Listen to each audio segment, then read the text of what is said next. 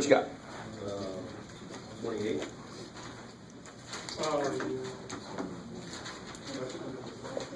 This is 28, section 12.4.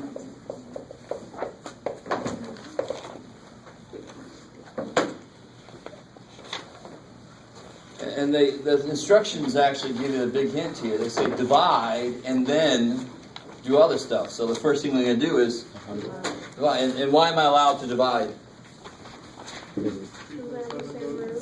Because they have the same root. Not because division will work, but because it has the same root. So 700 divided by 7 is 100. X divided by x. Beautiful. So that goes away. That becomes 100. Square root of 100 is 10. Where's the gimme? So if you start trying to do separate, oh my God, it's not going to be as nice as it should be. I mean, the division cancels all this stuff down to easier to manage numbers. So definitely do that first if you can, if they have the same root. Okay. And I couldn't figure out how 35 worked either. Can you do that one, please? Let me see now. If I do that one, it leaves you nothing in that little section to do. So it's the same thing. So let me make a problem like this. I want to leave you with something. I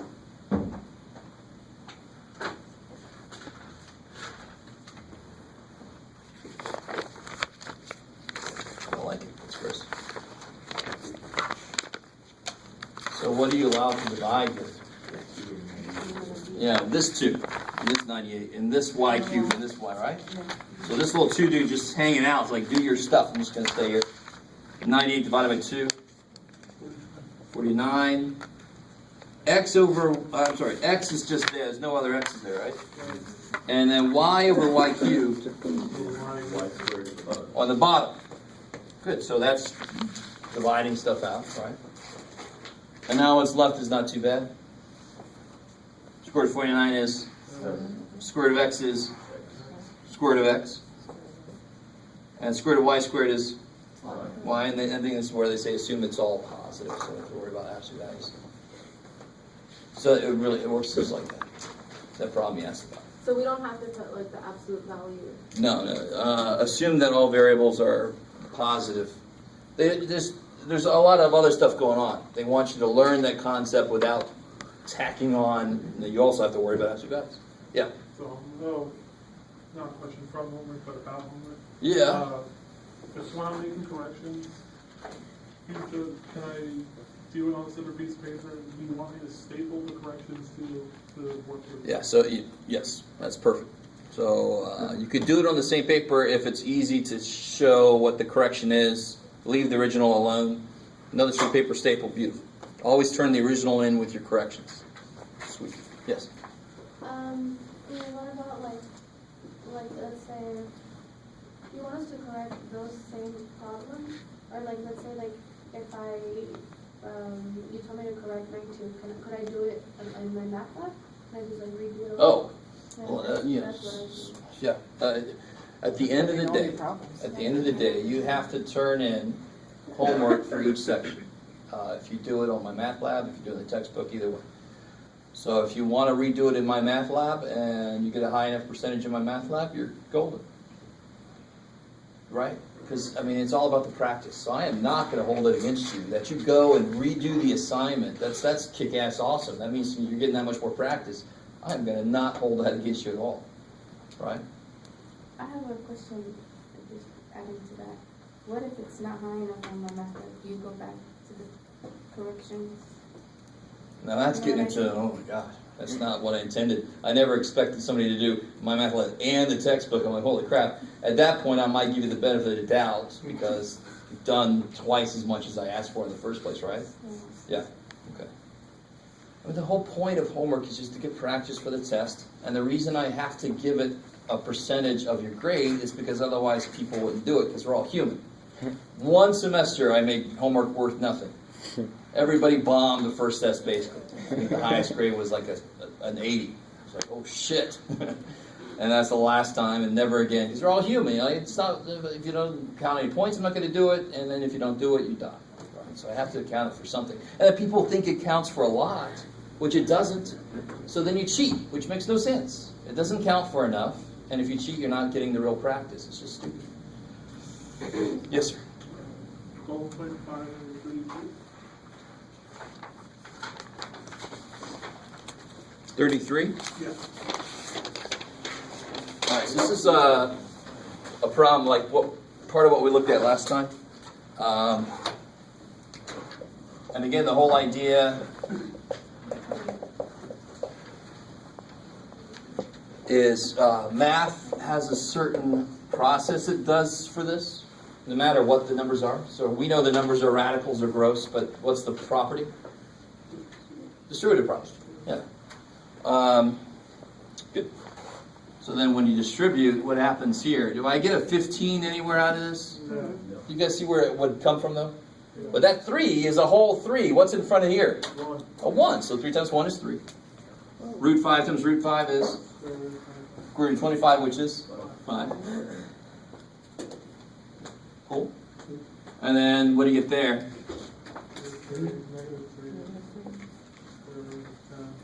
Good. So you get 15 minus 3 root 10. Is that 12 root 10? Yay. Sorry, why is the 5 not square? Wait, it's not true. Good. That was my question, but it's totally not true, right? Why is the 5 not square root on the 3 next to 3 times 5? Because so there's sort of a step I'm skipping here, but I really want you guys to get used to this. What is the square root of 5 times the square root of 5? It's the square root of? 25. What is the square root of 25? It is 5. I haven't, and my point here, and I said it as I wrote it, that, this is, the way I said it should have told you, no, that ain't right. Because why is that not 12? Because you have to do this multiplication first, right? And can you do this multiplication? No, so you stop. Right, so that's why it's never that. I haven't seen anybody do this yet, but for some reason I get people start to do this.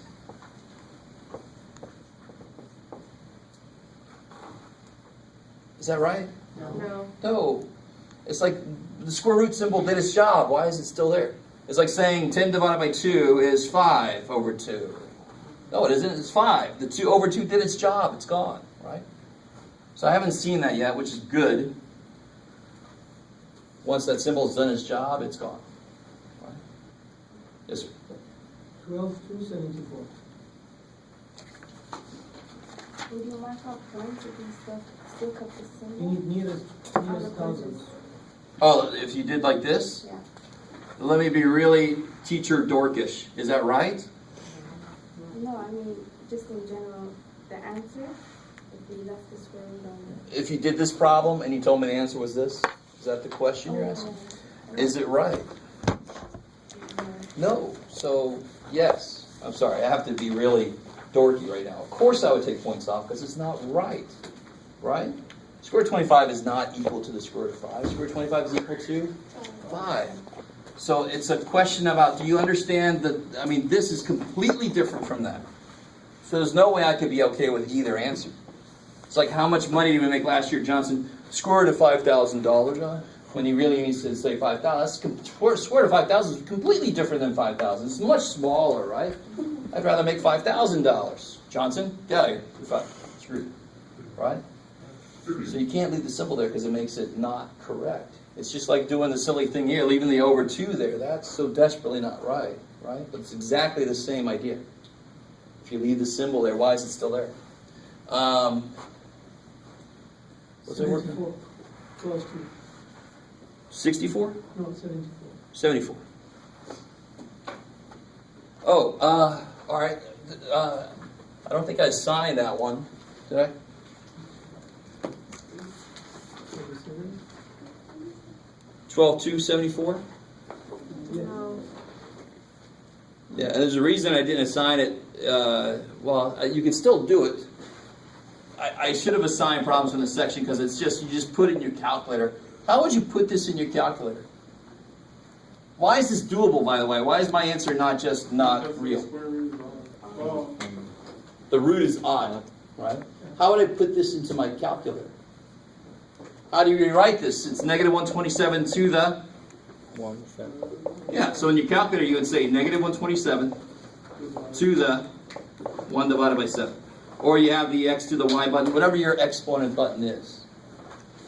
Right? If it actually works. Yeah. Is that cool? I didn't assign the problem, but yeah. It doesn't come. 1.99776. What'd you get? Negative 1.99? Yeah. Yeah, it sounds about right. Yeah. The 35 number, we might take it wrong, but I can clear that. Which- Number 35 for 12.2. Oh, it didn't ask you to do that. It just said to rewrite it using exponential notation. Yeah. Yeah, so it's damn pesky instructions. Man. Take up space to get in the way.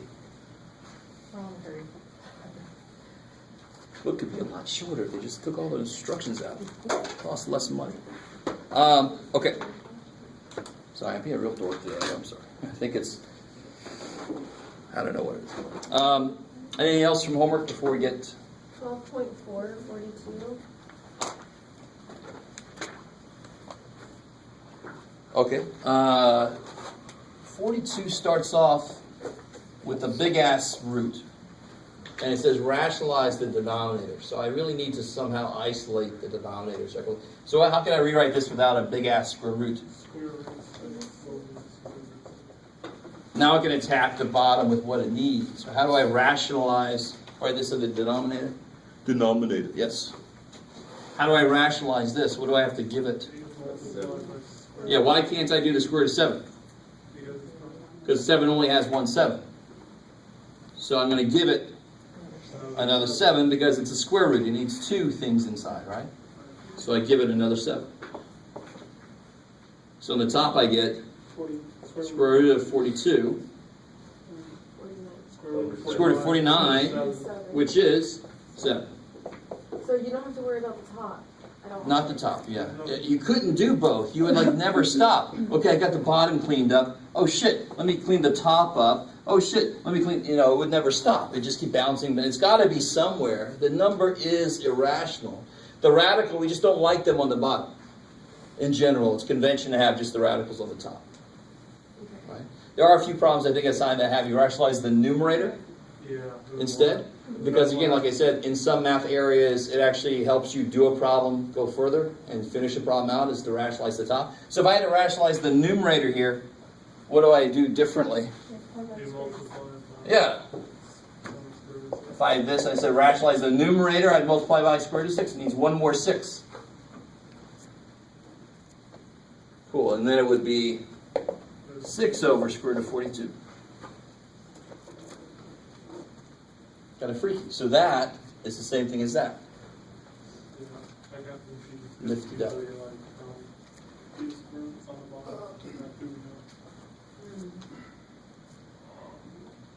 Okay, if I have the same this root, and 7, can I do root 6 plus Here? 1? Yeah. No, up. Yes, this one. Just if I have root 7. Can I do add root 6 plus root 1 is going to be 7 or not? So root 6 plus root 1 is not root 7 any day of the week, right? It's 6. No. You can't add those like that. No. All right, this is like x plus y. What's x plus y? X plus y. But you can multiply them, right? Yeah, but that'll just be 6 again. This is square root of 6 plus 1. That's it. That's what it is. Right? It's not going to help you. Yeah. You can't add something to the top and bottom, and even if you could, it wouldn't actually be able to go together with that. These are not like terms. So if they were like terms, would it be? Yeah, if that was a square root of 6, what's that now? Or is it 2? It's not square root of 12. I don't see any square root of 12s up there, but I do see No, like the 2. 2 root 6. I do see 2 of these. Yeah, Yeah, good. that's what I'm All right. saying. Okay, guys. So the only way you can really change the inside is to multiply by something to fundamentally change the inside. Right? Okay.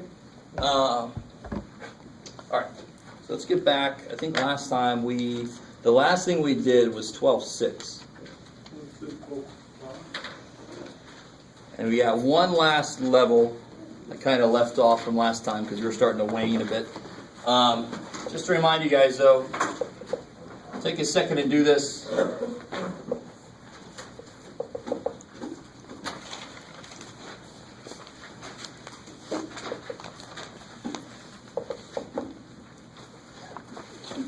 Solve that. This is like 12.6.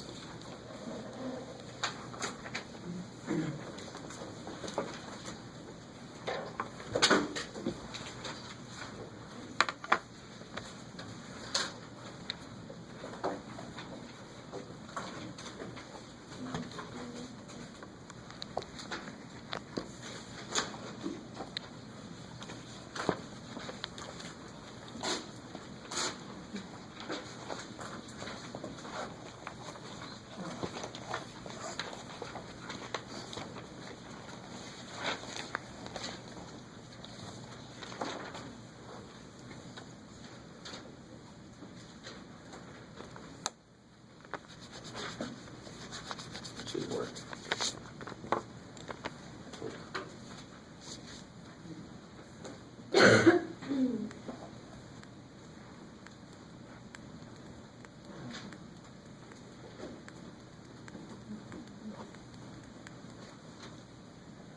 So it's not a question about domain, right? It's a question Right. to solve this.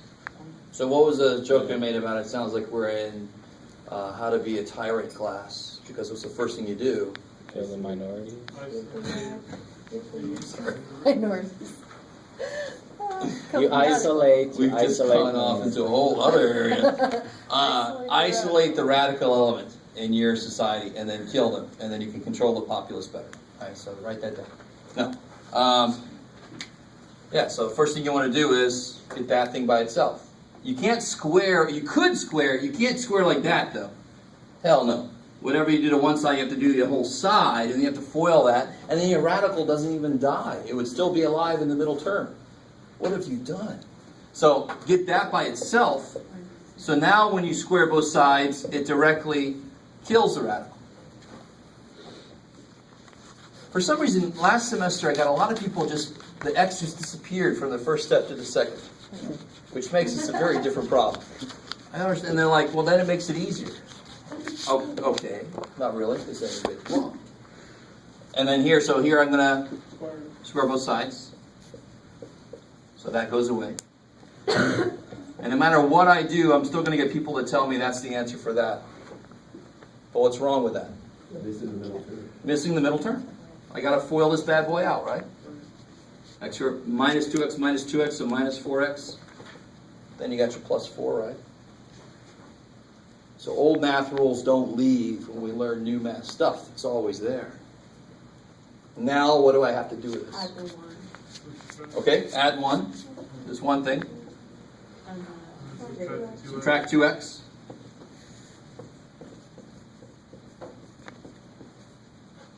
Now here's where things get evil. It's not 6 and 1, because you have to have two numbers that multiply to be 5.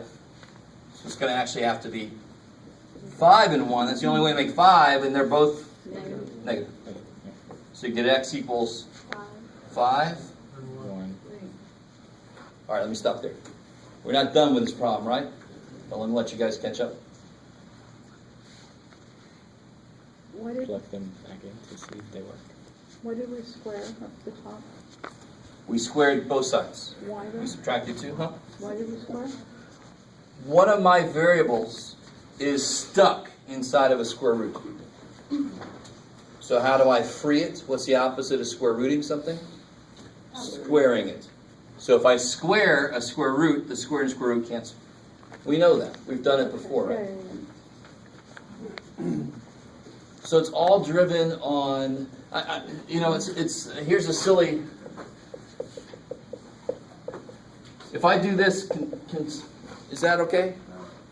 Hell no, why not? Inside the parentheses. So I can't work with this stuff until I free it by distributing the 3. That's why we distribute first. And so I free stuff up so I'm able to move it around. Here, it's stuck. It's not free. Right? So you can look at it as a whole different way besides being tired. You're trying to free the rebels. I don't know. So they're stuck in there. How are you going to free them? You're going to square it so that knocks that radical out. And now you're able to move them around. They were stuck. You square to free them, and now you're able to move them around. They're stuck. You distribute. Now you're able to move stuff around. Right? That kind of idea goes through a lot of solving equations. What's the last step, though? Why am I not done? You have to put it into the original. Yeah, one of them or both of them might be bogus. Or maybe they're both fine. So if you plug a 5 in, does it work? You get square root of 2 times 5 is 10 minus 1 is 9. Square root of 9 plus 3, is that equal to 5? Why 3? Oh, it's not 3. 2. Is that equal to 5? Yes. Yes. So it's 5 checks. Yay. What if I plug a 1 in? I get square root of 2 times 1 is 2 minus 1 is 1 plus 2, is that equal to 1? Is 1 plus 2 equal to 1? No. No. Cross it out. Cool. Don't erase it. Because I need to see that you got it and then you ruled it out. What is one value come out wrong? Because, and again, what am I going to say? It's not math's fault, right? When we squared, now watch, if x is 1, this is kind of cool, you ready? Do you see on this second step, let me start over a little bit. Oh, yeah. Watch this, it's kind of cool. We subtracted 2, so we got here. And then I squared and get all stuff all over it. But just look at this right here. What if x is 5? Then this is 3, right? Right. And the square root could be 3. But what if x is 1? This is negative 1. Could the square root equal negative 1? No. But we didn't know. In math, when I squared this, it wouldn't be negative anymore. So our squaring it introduced answers that might show up now for that wouldn't work way back here. Because we lost information about whether it was positive or negative. Does that make any sense? So even if that doesn't make any sense, you got to know to check the answer, but I desperately want you, I mean, if your teacher never told you why this happens, then I understand why you hate math even more. You're like, not only is it really hard, but when I get there, part of the answer is wrong. Stupid math gave me that answer, and I said, screw you. No, but it's not math's fault. We had that happen. We didn't know. And this is math going, dude, you couldn't do, no. We're like, oh shit, okay. Right? Okay, maybe. Yes, ma'am. How's that square root of 9 plus 2 equals 5? Because what's square root of 9? 3. 3. 3 plus 2. 5. And of course, this is 5 plus 2 equals x, and x was 5. That's why it's a 5. Just plug them in, whatever doesn't work. You throw it out. Cross it out. Circle the one that's good. There could be cases where they're both true. Or there could be cases where ain't nothing going to make it true. Right? So they're both. So then you'd be no solution. How we feel so far. There is, believe it or not, one more level of... You're like, what? All right, so already got this here? Yes? You're saying you have to square it out and then equal to 0, right? Yeah, the reason I squared it, and the reason I had to get it equal to 0 is because I had that x squared term that wasn't like terms of my other x stuff. If that wasn't there, then I could just, no, I don't have to set it to 0. I could just solve for x, like always. That being there makes us have to do it another way, and thank God we developed another way, this way. So for how you got the 5 and the 1, so you just pretty much went until the end, and then you just hit the 5 and put the 1. Yeah, what makes it 0, 5, and 1 makes it 0. Okay. And then you got to check it, just make sure that both work. Okay. If you solve for one of the x's, do you still have to go back and check if it works? Or it will work? Like, if it Oh works- yeah, always, no matter what. Okay. You should go and check. Because Yeah. it might not. Because it might not work. Exactly. All right. So here's the next level. You guys are trying to stall me from getting to the next level. I don't blame you. All right, so let's make one that works, Jeff. That's a good idea.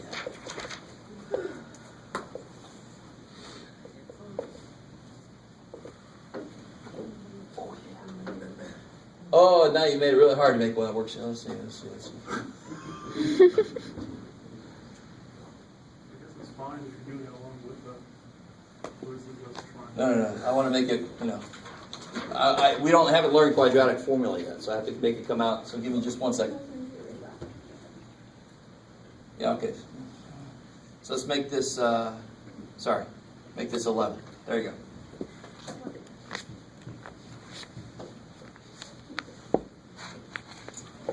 All right, I'll get there someday. All right. I want you to understand, if I just wrote stuff up there, we're going to end up with something we can't factor. I have to design it so that it comes out factorable. And we don't know yet officially in this class, we don't know quadratic formula, for example. That's the first line of defense against not factorable stuff, right? Is that the negative? Yes, exactly. So tell me this. Would you guys want to square this side? No? No. But notice how there's 2 radical elements now. So what I want to do is isolate one of them, square and kill it. Then I'll still have another one so I should expect to have to square twice. Oh, this is even better. So what I first want to do is I want to isolate one of these guys. So it's a little easier to isolate this guy, and I can just add him over. Is that cool? All right, so isolate one of the radical pieces. So I get square root of x minus 4 equals square root of x plus 11 minus 3. And then what do you want to do? What do you have to do? Square it. So I'll square this side. Okay, I'm done. Are you guys done yet? I did have to work. What do you have to do on this side? Square also Distribute the power of 2 to each. Yes. I have 2 terms squared. So I have to write it twice. And FOIL it. This is where people just sort of go, no, I'll go to the next problem. Yeah. But now watch what happens. Now you're going to start to understand why I was desperately trying to get you guys to be cool with square root of 3 times square root of 3 is 3. Bam. Because what's the first thing I see when I start to FOIL this out? Square root of x plus 11 times square root of x plus 11 is X plus 11. Bam. Right? Easy. Then I get minus 3 of these. Minus 3 of these is minus 3 of these. You see, I'm foiling, right? So minus 3 of these. Minus 3 of these is minus 6 of these. It's actually nowhere near as disgusting. It's exactly the same as always. I just have a piece of it that's a little bigger than I'm used to. And then what I get at the end? Plus 9. Nowhere near as bad as you guys thought at first. Yes? That being an absolute value? Why aren't they in absolute values? Because it's taking care of, I'm squaring everything, right? Is one thing. And also I have to assume that x is not something that's going to make this freak out. So if I get an answer like 1, x is 1, why do I know that's not good? Because it would make this part freak out. You have to plug it back in at the end, right? Yeah, exactly. Okay. Okay, good. All right. Yes, ma'am. Why is x plus 11 times x plus 11 not x squared? So nowhere up there does it say x plus 11 times x plus 11. I do see square root of x plus 11. Well, that, yeah. Yeah. So the square root of, and let me show you, the square root of x plus 11 times the square root of x plus 11 would be the square root of x plus 11 squared, which is x plus 11. This is what I was trying to get you guys. Square root of 7 times square root of 7 is 7.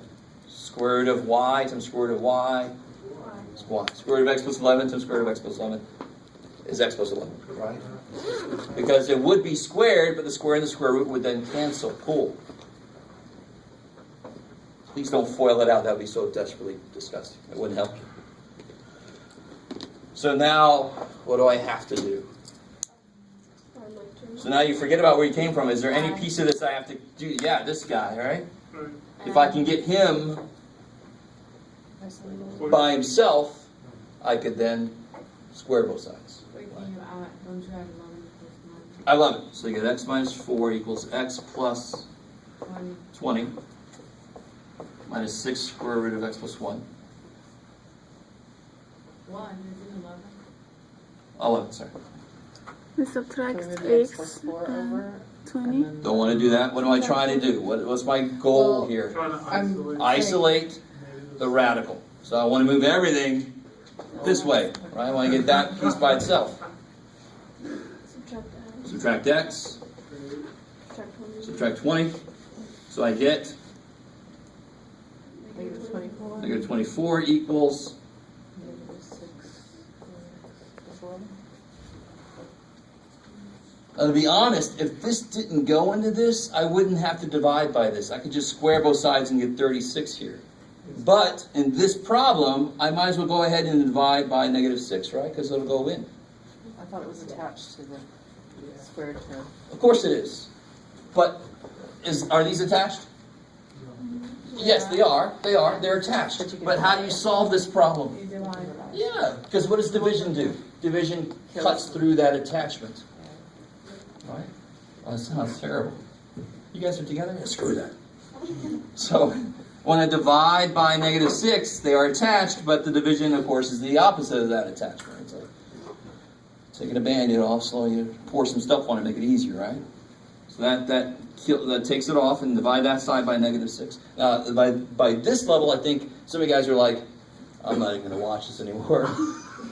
But I desperately want you to, I mean, it's two things. It's math stamina, and you're able to get through a problem, and also just realizing I got the same basic idea twice. Why does it make sense it's going to show up twice? Because I got two of these freaking things. So I get the radical by itself, squared. I got another radical. So what do you think I do? I get that radical by itself, and then I square. See, that idea just keeps popping up. If you got a radical element, you isolate it, kill it. Then, oh shit, I got more radical elements. Isolate them, kill them. Of course, in real life, you never can get them all together and kill them. That's too bad for us. So x plus 11 equals 16. X is 5. And of course, just to add insult to injury, that might not even work. But we understand now why it might not work. It's not math's fault. Yes? Can you do it either way, so like if you chose to isolate the... Of course. You isolate either one. The only reason we did that one is because it was easier to, just add that out of the way. Right? But isolate it, yeah. To be completely honest, you could actually square this the way it is, but I think we all agree that's making it extra gross looking for no real good reason. Wouldn't it just be x minus 4 minus? Hell no, because you'd have to FOIL it. Right, okay. Okay, good. You can never just square pieces of a subtraction problem. Foiling is a way around that. So does this work? It does work because that's how I made the problem, right? I just made x something. So 5 minus 4 is 1. Square root of 1 is 1. 5 plus 11 is, square root of 16 is 4. And 1 minus 4 is, check. Cool, so that works. Thank God. So I feel like that work was validated. You understand that kind of goes along my shirt today, but the idea of math stamina? That's just a lot of math. Yeah, it's not even a lot. I mean, if you think this is a lot, We do. it's not. So if we check and it doesn't work, X might. Then you would cross and say no solution. Then I'd be really. If the only possible answer doesn't work, then you just have to say no solution. Which sounds like we did all this work for nothing, but now we know there is no solution. If this was an equation to see how to make infinite amount of energy, math will tell us, right? No. So, of course, we're going to expect no solution. So it's just kind of proving that. So no solution isn't, we did all this work for nothing. No solution is, oh, okay, I know there's no way to do that. So right here, when I use squared x minus 11, you have to do it to both sides, and that's why you have both squared, right? Exactly.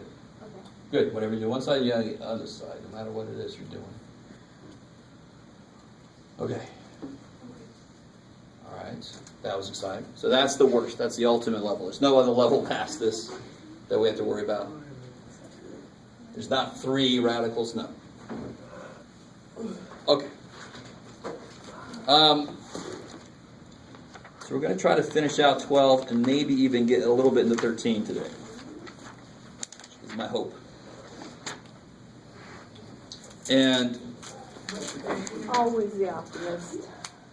12, we've pretty much done what I hoped so far. Probably because I'm bleeding everything, so I can make it happen. So we got what they wanted here, more than you ever wanted, more than you knew you could ask for. All right. So 12.7 is kind of nice because it takes a step back from all this really intricate, long algebra stuff, and it comes back to some more visual ideas. Places where square roots can naturally occur. So somebody help me out. We all know this already, how to do this problem. Somebody help me figure out what that last side is. Will that last side be 5? Hell, if that 2 is down here, and the whole thing was 7, yeah, but it's not. It's not going to be 5. Right? 2 squared plus 6. Good. 7 squared. We got your good old Greek dude, right? A squared plus B squared equals C squared. The most important side, of course, is the longest side across from the biggest angle. So these two, I don't care what you put first. Who cares? It's adding, so who cares? And how do I solve this? B4 plus x squared equals 49. 4 plus x squared equals 49. X squared equals... Subtract 4. Good. X squared equals 45. And then how do you undo a square? Square root. Now normally I'd have to put a plus or a minus. And this is related to the idea. In the homework it has a problem telling me the roots of 900. And if you tell me the answer is 30, it's not quite right because there's 2 roots of 900, there's 30 and negative 30. Right? There's 2 ways to square to make 900. But why do I not want to include the negative part here? Because it's squared. Because it's a side length. So really, I really want you to make sense. If I said x squared equals 9, what do you square to make 9? 3. Or negative 3. That's why in general, if you do this, you put a plus or a minus, so you pick up both of those answers. Does that make sense by itself right there? When you're the one taking the square root, you have to give me all roots of the answer. If I just said, what's the square root of 9? That is 3. Period. Is that cool? That can't change. That is it. But if I said x squared equals 9, and you tell me 3 and circle it, you're not right. It's only half of the answer. What else can I square to get 9? Negative 3. So that's why in general, when I have a squared and I square root, I have to put plus or minus to pick up both answers. But again, this is a physical problem. I can't have a negative side length. So I'm just going to take the positive part. Now what can I do with this? What's the square root of x squared? 3. X. And what can I do with this? Yeah. 5 and 9 and then 3. So x is 3 rad 5. Big ass. Should we plus or minus 5? Oh, just kidding. Okay. Don't joke with me like that. All right, so that's the heart of it. It's not that bad. It's Pythagorean theorem. But it's kind of like showing you where radicals can come from. This is one place they can come from, because everything's squared in this equation. To answer it, it's going to be some kind of square root of something, right?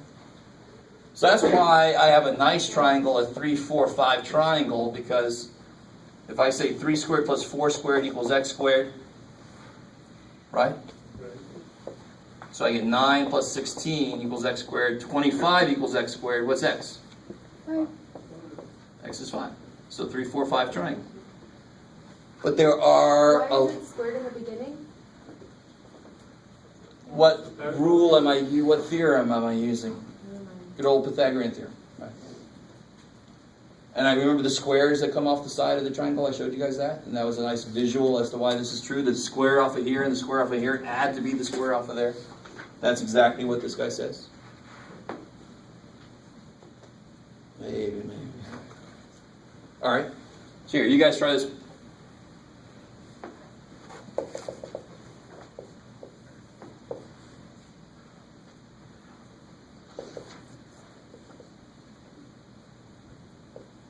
Sure.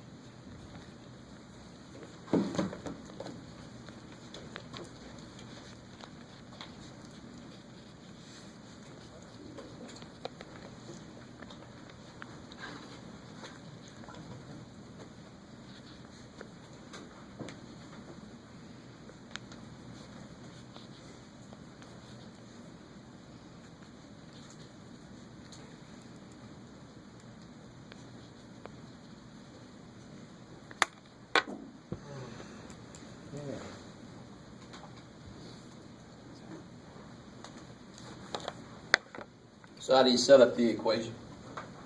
X squared plus 4 squared equals 6 squared. All right, cool. So x squared plus, 41. so x squared equals 33. So x is Radical 33. square root of 33. Can you simplify that? No, you don't. Oh, so we just leave it like that? Yeah, just leave it. That's easier. Again, mathematically, it would be plus or minus. Right, now you're not asking. Why do I throw out the negative answer? We can have negative This distance. is a side length, right? Yeah, we can't. It's all right. But it's good. And math would give us both answers. And then we go, no, math, I can't have a negative side length, right? And math says, you can't. All right. Yes? What do you do square root on those kinds? How do you mean? I can't do the square root of 33, so that's the answer. If I took the square root away, now I'm making the answer 33. You can't, no. Does that make sense? Whereas on the one we just did with the 3, 4, 5 triangle, square root of 25 is 5. That's why the answer was 5, because I could do the square root. If I can't, it just stays there. How are we doing so far? All right, it's the same thing as, what's 8 divided by 4? Is the over 4 still there? No. What's 7 divided by 4? That. Or I can rewrite it as 1 and 3/4. Is the over 4 still there? Yes, of course it is, because I couldn't do it. It's the same thing with radicals. So go away if you can do them. They're still there if you can't.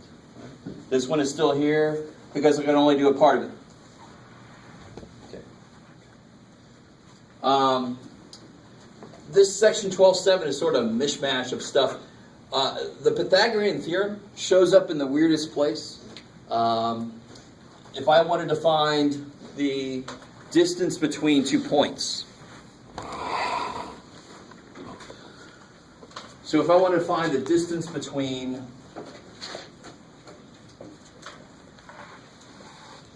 uh, 7, -2, and 4, 5. So just to graph it real quick. We're going to graph it, look at the graph, but then we're going to go straight to making an algebraic formula so you don't have to graph. Right? 7, -2 is there. And 4, 5 is there. And I want to know this distance here. Right? Now, if only they were straight up and down or straight across from each other, that'd be easy. I could just count over, but this is the diagonal. Shit. But why did I just say that the Pythagorean theorem somehow comes into play here? Because you can make a triangle. Beautiful. Because I have a x distance and I have a y distance. So this is have you guys ever seen that symbol, delta x? That means change in x. It's like x2 minus x1. It's the change in the x. And this is the change in the y. All right, so let me go ahead and say this is x2 minus x1. This is y2 minus y1. It almost feels like we're about to do slope, but we're not. We're about to do Pythagorean theorem. Now let's call this side not c. We'll call it, incredibly enough, we'll call it d for distance. So how do I set up the Pythagorean theorem? Here's the right angle, right? So what would the Pythagorean theorem say? D squared equals. D squared equals, good, because that's the hypotenuse. X minus. Good, x2 minus x1 squared plus. And so to solve for the d, I would just take square root. I don't know if that looks familiar to anybody. That's the distance formula between 2 points. It's actually built off of the Pythagorean theorem because it can make a triangle. It's like finding the slope on I love it. It's very similar to finding the slope, and that kind of makes sense since my distance follows the slope, right? So to do this, I just got to plug and chug now. So this will be the square root of x2 minus x1 plus y2 minus y1. You guys see that? So x2 minus x1 is 3, y2 minus y1 is negative 7. It doesn't matter which way you go, especially because I'm going to square it anyway, right? And so you get the distance is square root of 9 plus 49, which is the square root of 58. Careful, it's addition, so you can't take the square root of both pieces. Once you guys absorb that. There's nothing major there, right? It's a nice little formula. The first time that you wrote it out, why did you square root it again? Just to solve for the distance. The question is, what's the distance? Right, but why? But the formula I had was the distance squared. I want the distance. So you did the same. You did the square root on the d too. Yeah, that's why it becomes d. So square root of d squared is d. I like it. Yeah. Is x always the small side for the delta x? No, not necessarily. I mean, if I was to do this, then x would be huge and y would be small. It doesn't really matter. In fact, I see what you're saying now. The largest side will always be d because it's going to be across from the right angle. Yeah. It's going to be the hypotenuse. That's why it's on this side by itself. Does that make sense? So it doesn't matter where you put these guys. Put the x stuff here or there. Who cares? Just like a and b, right? Yes? So graphing is not necessary? No. Graphing is not necessary. It's nice to explain where this equation came from, but now I can just go straight to using this equation. So is it like a slope though? So if you were to use x1, x2, so if you were to use 4 minus 7 or... Exactly. If I did 4 minus 7, it would have been negative 3, right? And if I did 5 minus negative 2, it would have been positive 7, but that's still 9, and that's still 49. It's because we're squaring both that it doesn't matter. Did you guys see that? It's because I'm squaring. Who cares what order you do it in? Yeah. And the answer would just leave it as square root. Well, yeah, I was about to ask, can you simplify that? 2 goes into 58 29 times, and 29 is prime, so I can't do anything. There's not a square rootable number in there. So I stop there. Yes, sir? Okay, say it was, you could square it, would you then simplify it more? Sure. If I got square root of 45 like we did earlier, then you would break it up into 9 and 5 just like we did earlier. Okay. So your last step, whenever you do a radical problem, get a radical answer, is to see if it'll simplify. See if it'll reduce in my terminology. Now, let me let you guys try a problem, then we'll take a break. So d equals square root 58, right? Yes. So here's find the distance between these 2 points.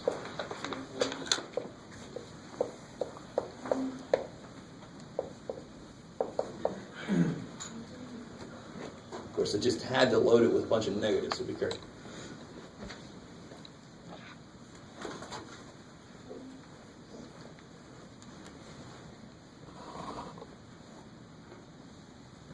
Is he still going? Yeah, sorry.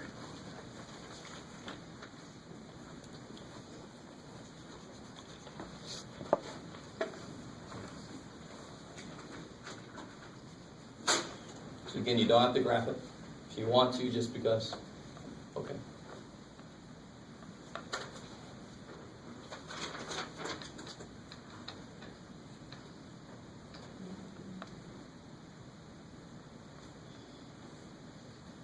If it's negative 3, it becomes positive 3, right? Depends on which way you're going.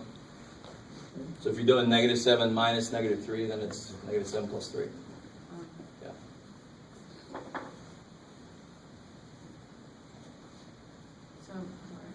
So So it doesn't matter if you do x1 or minus x2. Exactly. It just has to be equal to y2 and x2, like the same order. Not really. Yeah, this one's got more flexibility because I'm squaring them separately, so they each become positive on their own. And the ratio, if one becomes negative, the whole thing is negative, right? So it's, I don't know if that makes sense. No. Yeah. But if you don't feel comfortable at all about anything I just said, just call one of them x1, y1 and call one of them x2, y2. You can't go wrong. Now it's just plug and shut, right? So what do we get here? We get y2 minus y, or let's do the x, it doesn't matter. x2 minus x1, negative 7 minus negative 3. Negative 4. Good. And then y2 minus y1 is negative 1 minus 5. Negative 6. And let's see if we get to the same place. Even if you did it the other way around, we got to end up at the same place. I did the minus. Negative 7 plus 3, like you said, is negative 4. Negative 1 minus 5, negative 6. Right there. So 16. 16 plus 36.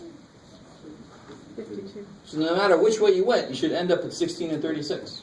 You should end up at 52, which you can actually do something with, believe it or not. 20. Is there an 8 in there, or am I just going crazy? There's no 8 in there. 4 and 13, there it is. Oh, remember, 4 goes into 60. So 4 goes into something that's 8 away from 60, because it goes into 8. 4 goes into 60, so therefore it must go into 56, and it must go into 52. They're all 4 apart, right? Or just start dividing this thing by 2. So it'll be 2 and 26, which is 2 times 13. You got 2 2s, so out pops a 2, and in stays a 13. Don't be surprised when you get it right. All right, we'll take a break. Then when we come back, we're going to finish up 12 and get to 13. Just like I said. It will happen.